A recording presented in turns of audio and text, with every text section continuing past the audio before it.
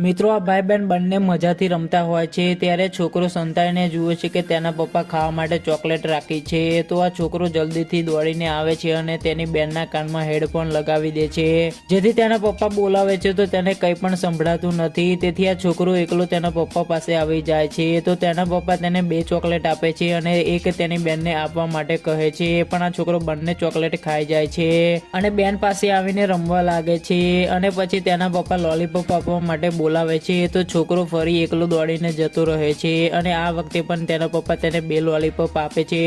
અને એક તેની બેનને આપવા માટે કહે છે પણ આ છોકરો બંને લોલીપોપ તેની બેનને બતાવીને ખાવા લાગે છે